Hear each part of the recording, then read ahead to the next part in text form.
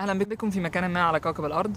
النهارده انا هتكلم على شويه منح لو قدمتوا عليها ممكن تسافروا تدرسوا بره مصر، وهقارن ما بين المنح دي.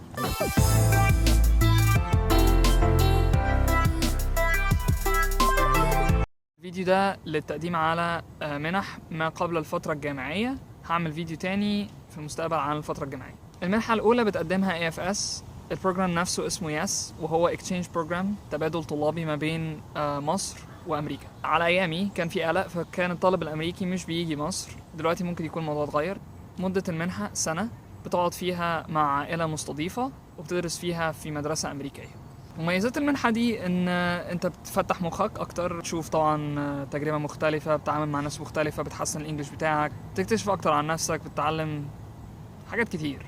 السفر عموما بيعلم. العيوب ان كان في ريسك ان انت ممكن ما تنبسطش من التجربه قوي لو العائله المستضيفه بتاعتك ما كانتش كويس. تتعلم برضو في مدرسه امريكيه، فهو مش احسن مكان تتعلم فيه في الدنيا. في عيب تاني ان انت في احتمال تعيد السنه لو انت مش في نظام امريكان. ما اعرفش الموضوع ده اتغير ولا لا، ولكن اعرف ان في ناس كانت بتضطر تعيد السنه لما بترجع مصر تاني. بس مع ذلك التجربه تستاهل. طريقه التقديم على ياس بروجرام ان انت بتكتب الابلكيشن، وبعد الابلكيشن بيكون في انترفيو، بعد الانترفيو في كامب، وبعدين في كامب تاني على ما اعتقد. انا اترفضت بعد الكامب الاولاني فما اعرفش. لو عايزين معلومات اكتر انا حاطط اللينك بتاع AFS وياس بروجرام في الديسكربشن، فممكن تفتحوا الموقع وتقرأوا اكتر عن المنحه. تاني منحه، المنحه دي عظيمه جدا، متقدم من UWC United World Colleges، وهي عبارة عن سلسلة من المدارس في جميع أنحاء العالم. واحدة في الهند، واحدة في الصين، واحدة في أمريكا، واحدة في بريطانيا. ومدة المنحة سنتين، وبيكون مكان الإقامة جوه المدرسة اللي اتقبلت فيه. الدراسة بتدرس شهادة عالمية اسمها IB International Baccalaureate، والشهادة دي معترف بيها في جميع أنحاء العالم، فهي أعتقد معترف بيها في مصر. أعتقد. انا كنت بقدم على UWC، كان التقديم عبارة عن ابلكيشن. بعد الابلكيشن لو اتقبلت فيها بيبقى في امتحان عن المعلومات العامة وعن انجلش اعتقد وماث. الامتحان ده لو عديت فيه بتتاخد الاكتيفيتي داي، يوم كده بتتعرف فيه على كل الناس اللي مقدمين او الناس اللي تأهلوا في المراحل اللي فاتت دي. لو عديت المرحلة دي اعتقد زودوا مرحلة تانية، بس على ايامي كان في انترفيو، وبعد الانترفيو لو اتقبلت بتسافر. ميزة UWC انها دايفيرس جدا، انت تدرس مع ناس من جميع انحاء العالم حرفيا، وكل الافكار اللي انت بتقابل الناس بيها، المناقشات، الدراسة نفسها مع التجربة بتفتح جدا وقابلت ناس من اللي درسوا هناك، واعتقد انها تجربة مميزة جدا. برضو لو عايز تعرف اكتر عن UWC انا حطيت اللينك في الديسكربشن. الحلقة التالتة اللي انا اتقبلت فيها وفعلا سافرت وعشان كده بحبها، هي متقدمة من ALA African Leadership Academy. المنحة دي لمدتها سنتين، مكان الإقامة بيكون في جنوب أفريقيا، وبتدرس جوه المدرسة، وبتكون عايش برضو جوه المدرسة، بتدرس وبتاكل وبتعمل كل حاجة جوه المدرسة.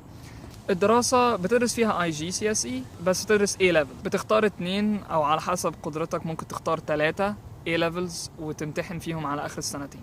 ولو مهتم بريادة الأعمال المدرسة دي هتكون ممتازة ليك، لأن هم عندهم كريكولم ريادة الأعمال خاص بيهم بجانب دراسات أفريقية، فبتتعلم كل الحاجات دي سوا. ميزة المدرسة دي إنها دايفيرس جدا، فيها ناس من جميع أنحاء أفريقيا، ناس عظيمة جدا، من أحسن الناس اللي أنا قابلتها في حياتي، لأنهم بيختاروا السلكشن بروسس بتاعتهم صعبة، فهم بيختاروا ناس هم متأكدين إن هم في يوم من الأيام ممكن هيغيروا القارة. عيوب المدرسة صغيرة شوية، فأنت ممكن تحس إنك مخنوق بسبب السور بالكهرباء اللي محاوط المدرسة، بس أعتقد يعني الحاجات دي بتعدي. المدرسة فعلا فيها صعوبات شوية في الدراسة هناك صعبة، ولكن أعتقد إنها مميزة وممتازة. شرط مهم أوي أنا حابب إن أنا أوضحه دلوقتي في المنحة دي، إن هم بيشترطوا عليك إنك لو اتقبلت في المنحة وسافرت فعلا إنك ترجع على القارة لمدة 10 سنين من بعد ما تخلص الجامعة. يعني على سن 25 سنة كده ترجع القارة وتشتغل وتسكن لمدة 10 سنين. ولو عايزين تعرفوا أكتر عن المنحة دي أنا حطيت اللينك بتاعهم في الديسكريبشن زي الاتنين اللي قبليهم. بس كده، ودي 3 منح اللي أنا أعرفها. أنا متأكد إن في منح تانية أنا مش مدركها، ولكن أنا حبيت أشارك اللي أنا أعرفهم. رأيي الشخصي إن أنتوا تقدموا على كل المنح اللي أنتوا تقدروا تقدموا عليها، مش بس إن أنتوا تزودوا فرصكم، ولكن كل تجربة نفسها في التقديم بتعرفك أكتر عن نفسك وبتخليك تكتسب خبرات.